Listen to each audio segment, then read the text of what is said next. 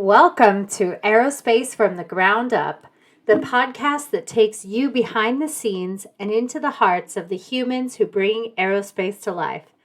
I'm your host, Nikki Malcolm, and in each episode, we will uncover the diverse and inspiring roles that make this industry soar. From technicians and supply chain experts to designers and machinists, we highlight the incredible variety of pathways that shape the world of aerospace. Join us as we dive into the journeys, challenges, and triumphs of the extraordinary individuals behind the planes. This is Aerospace from the Ground Up. Welcome back to Aerospace from the Ground Up. I'm your host, Nikki Malcolm, and we have an exciting guest joining us today.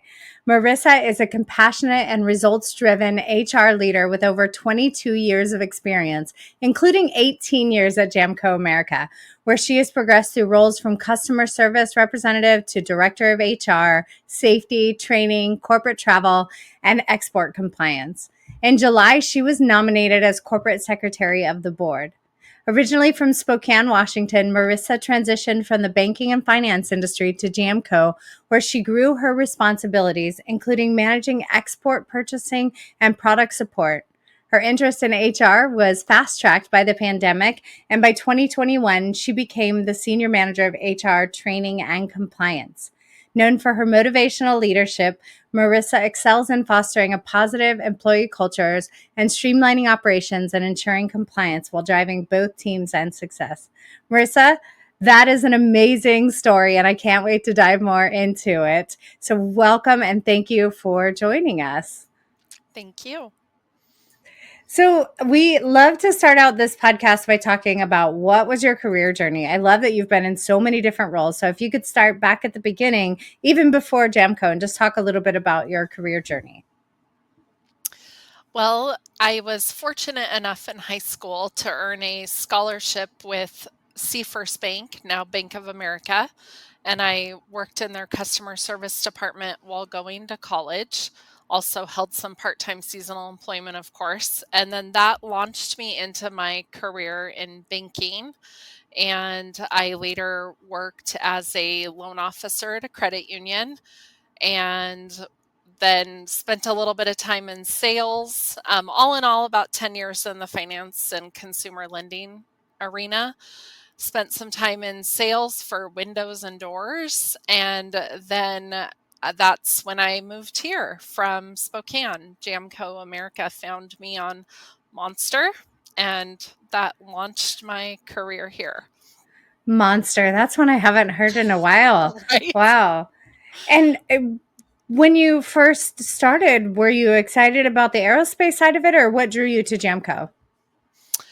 I really had no idea what I was getting into. I moved here because I met my husband on eHarmony, and I knew he didn't want to Love it. leave the valley. So I started looking for jobs in the area, but again, Jamco found me, and I think it was just my customer service and sales background that got me into the Mm-hmm. customer service arena.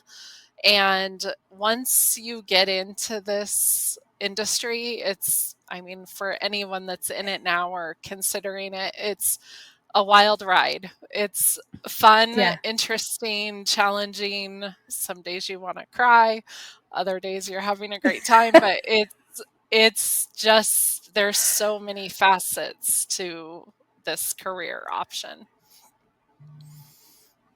Yeah. And I mean, and really, you've seen so many of those facets just in your role at Jamco. I mean, you were customer service, product support. It's quite unusual from what I've seen for people to transition from those roles into an HR role. So what drove you to want to be in HR? Interesting question. So several years ago, the director of HR was like, "Have you said, have you ever considered doing anything different here?" And I hadn't. That was probably a good 10 years ago. And she said, "I think you would be great in this environment." And I thought, okay. I mean, I like people. I at one time had wanted to be a lawyer or a psychologist, Me even a too. detective. Yeah. And I get to do all those things. It's kind of ironic. So, Oh, I love that. I really like it. I mean, you really are playing a lot of different roles. So Yeah. when she opted for retirement, we said, "Hey, in a 2025 would be a good time. I can finish building up my department and move." And then, as you mentioned, COVID fast tracked that with staff reductions and Mhm. escalated retirements. And so now that I've spent 3 years in this role, I'm still very connected to the business. I love that I understand the business. I think my peers and the rest of the executive team feel like they have a partner in the business, and Mm. they don't have to explain a lot about the stress Yeah. of the programs or the schedule and that sort of thing. So it really fits in nice that I do have 15 years of prior experience here that I Mhm. can apply to every day, and Yeah. also relate to the employees when they come in with different issues. Wow. And so HR wasn't on your radar at all when you were at Jamco, or was it something like, were you ever like, I think I could want to do that? Something different was on my radar. Like, I knew once Ah, I crossed over the 10, 12-year mark that if I was going to stay here, I would want more. mm, And I have, you went through a pretty long history there. I've constantly added more, but it was kind of all in the same area. mhm, So I was very much looking forward to just something different, a new challenge, where I could apply some of the same skill set, but yeah. also learn something new. That's so cool. I early in my career, I was in purchasing and supply chain, and someone tapped me on the shoulder and said, "I think you should be in sales." And it changed the course of my career. So I love that happened for you as well. So, what advice would you give to your younger self starting in aerospace? I think just looking back, I feel like I did a good job with this, but it's okay to ask more questions. It's Mm, okay to learn what other departments do. yeah. Several years into my time here, we did a big picture video where we kind of took people through the very beginning of a quote all the way to the end and how the parts are made. And I wouldn't say that I understood that process early on. It took me several years to understand that. So it helped me also realize we had a gap and it was something important to make sure new people knew. Mm. But just to be really open to learning new things, and technology's changing all the time and more rapidly than we can even keep up some days. Um, Absolutely. and be a sponge. I mean, Yeah. and connect with your coworkers. You spend a Mm, lot of time at work, yeah. and I truly have a passion for people, Mm. and people are truly what makes the business work, and they really do become your second family. I completely agree. I kind of miss working in a big office. Somebody said that to me the other day, and well, you must love working from home. And I'm like, yeah, actually, I loved being in an office with people most of the time. Yeah. So, it sounds like you had some people really leaned into supporting you in your career. What role does mentorship or coaching play in your approach to developing talent at Jamco? Um, so I totally agree. The mentorship portion is so important. I had the pleasure and was very fortunate of working for the same person for 15 years. Wow. So we really built a great relationship, and there was always a constant mentoring and coaching dialogue there, and we still keep in touch to this day. So, a very special relationship there. And I think as I look around, like, I wouldn't be where I am without some of that mentoring and coaching. All of our executives now have the present executive team have all played a role in my success, along with several other close managers and peers.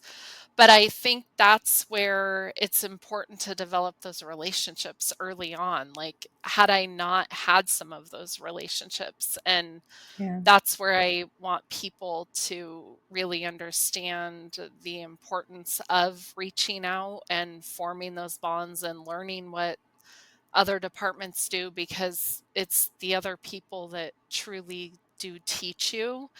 We started a mentorship program Mm-hmm. here a couple years ago, and it's been a little bit, there's been some growing pains. I mean, we had several people enroll, people completed the program, and then there wasn't any new people. And it's like it doesn't just start and end, it's an ongoing Yeah. process. Yeah. So trying to revive that is really a goal. It's an active conversation, looking for maybe the non-traditional mentor. It doesn't necessarily have to be a manager and another employee. It can Yeah. be a peer or in another department that doesn't necessarily work with yours. So just be Absolutely. open to those non-traditional mentorship opportunities. I wish that I had had those types of mentorship opportunities when I was starting out, like a formal mentorship opportunity, as opposed to I had tons of mentors. But I love that you guys really formalize it, make a program out of it. So, what do you think? Well, let me pull back because you started, in other roles. So I always like to ask people, especially like in an HR role, do you consider yourself working in aerospace? Yeah, I do, because it's every day. It's Right. walking the factory floor, talking with the employees that are doing the work, seeing the programs that were awarded, Yeah. figuring out the staffing that's needed, the skill and talent that's required to fill the requirements. Do we Yeah. have the right people to do Yeah. the job? So I do. I'm very much connected in daily conversations. Yeah. So, and maybe that's different just because I have grown up in the industry, so to speak, that I'm familiar with all of the elements. Yeah. But yeah, very much feel connected to the I love that. aerospace I industry. love it when the answer is yes, right? Because I want everyone that's in a role in an aerospace company to feel like they work in aerospace. So what do you think the most rewarding aspects of working in aerospace are? Um, we are, I mean, without us, and we work with obviously Boeing and Airbus, Yep. but when you look at how people travel, we play a part in connecting people to their family, their friends, or whatever it may be. And that is really cool. When I fly with my kids and we get on a plane, and my son's now 15, but our very first flight, he said, "Is this a safe plane, Mom? You work on this, right?" And I kind of had to explain what we do, but and aircraft in general and all of that. But he is also very interested in I love that. that. And it's just cool to your kids think, no, I didn't build the plane or fly the plane, but just connecting people. Yeah. And you couldn't do it without all of the many companies that support this industry. Agreed. Agreed completely. I love that. So what you mentioned talking about technology and things changing rapidly. How do you stay up on technology and how it's changing? What do you personally do? Well, we have a fantastic IS department and Okay. a director of IS that is very into technology. So when they provide us with information, it may be a new tool. When we finally switched to Teams, Yeah. that was amazing. And it Agree. was like, yeah, there's some growing pains because through the pandemic, everybody was trying everything to just stay connected. It's like, if Mhm. only we had Teams at the beginning Mhm. of the pandemic. And also just there's a lot of different forums and literature out there, reading headlines about the latest AI this or AI Yeah. that, but and being willing to try it.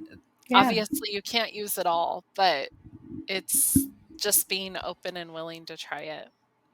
Yeah, it can make your head spin a little bit with the how much there is, at least for me anyway. I love technology, so I'm like, which one? What can I do? Where can I go?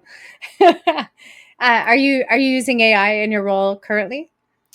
A little bit, Yeah. we're starting to look at how it can help us with recruiting, automating that process a little bit, and then we've Mhm. got some tools internally that we've started to use it Nice. more routinely. What is something as an HR professional that you wish that applicants knew coming into interviews or pursuing a role in aerospace? Hmm. I don't know that it's necessarily generally speaking, from an aerospace perspective, it will be one of the most rewarding and exciting things that you do. So, if you haven't already been in that field and you're considering it, know that it's a very good choice. I mean, Mm, planes are always going to fly. yeah. But coming into an interview like the last 3 years, now that people do show up again for interviews, because there was Right. that time when people would ghost us. Um, Yes. I think it's important. A lot of people don't bring a copy of their resume. I know Mm, things are electronic, but bring a copy of your resume. A lot of times, hiring managers are coming from one meeting to the next. They may not have had an opportunity to print out that resume, and just be prepared to showcase your skills. The other question that I've had, just even just being a hiring manager, is people surprise me when you ask the question, "What do you know about us?" And they literally haven't even researched you.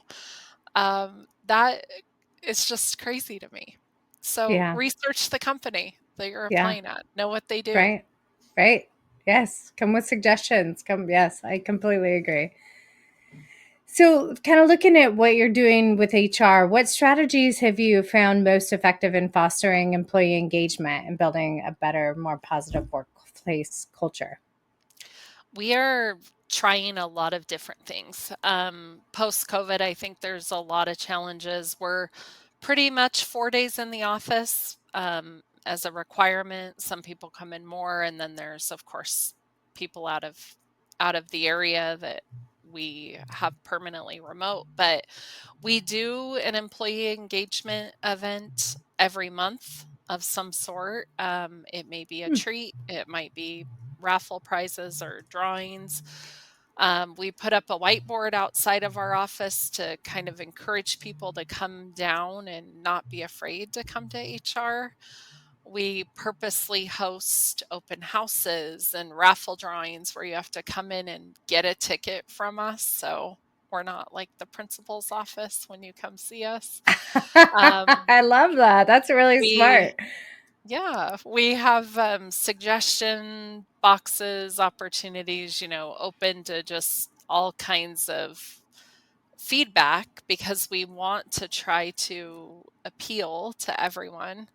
Yeah. All hands meetings and that sort of thing, just to reconnect everybody in one spot. Mhm. And then as we look at DEI and all of the stuff in the news, Jamco didn't really have a DEI program prior. We just had started developing that about 2 years ago, and now you hear of all the companies that are canceling it or Yeah. doing away with the program. But we are just choosing to rebrand that name. We have not come up with a name yet. We're actually Mm, seeking that input from employees and managers. yeah. But we intend to just still train on the same principles. And we'll be doing some training through our JSP grant and Everett Community College here in the next several months, for all of our leadership team. And then, of course, open for employees as space becomes available. I love that you're taking advantage of the JSP program with the state. Yes, I love to hear it's that. been an amazing program. Yeah, I mean it's such a crown jewel for the state of Washington and supporting the aerospace industry for sure. So, what's the coolest part of your job? What's the part of your job that you would put everything else off to do just that all the time? When I get to talk to people about really good things, Yeah. that is the new baby, the wedding, Uh, um, just exciting things in their life, because so much of our jobs, HR is not for the faint of heart. yeah. Um, just when I think I've heard it all, I've seen it all, I'm reminded that I have not, and Yeah. I'm very new. I mean, I work with a team of individuals that have been doing this for quite some time, but Yeah. it really is just sharing the joys that Mm, people are getting to experience, and maybe offering some advice if you've been there with the new baby that's not sleeping through the night, or yeah. whatever the case may be. I love that. So it made me feel really warm. Like you say, it's sometimes can feel like a thankless job, I imagine, because everybody's like, "Oh no, HR," but it's nice to hear that side of it too. So one of the questions that we ask every single podcast guest is, "What did you, when you were little, what did you want to be when you grew up, and how do you think that compares to what you do now?" Right. So a few things I mentioned earlier. I mean, Yeah. the lawyer, the psychologist, the detective. I actually did spend some time going to school for criminal justice and Oh, volunteered for our police department in Spokane, and worked in 911, and realized very quickly law enforcement wasn't the career track that I oh, wanted. all right. But here in this role, I mean, you are sometimes investigating, you're doing conflict resolution, you're listening to people's problems. So it really is everything all wrapped into one. Yeah, I love that line. I think that that's probably something that people don't normally think about with HR. It's like all the interesting parts of it that cross over a bunch of different types of jobs. So Yeah. so as we close, what's the best piece of career advice that you've ever been given? I I just I would say, at times that I've been challenged and really just wanted to say, "This is too hard," or "I can't do this," um, that if you just stick with it, it Mm, will it will work out, yeah. and never to become complacent or comfortable. Just Mm. keep going, because there is always more to learn and more opportunity to be better.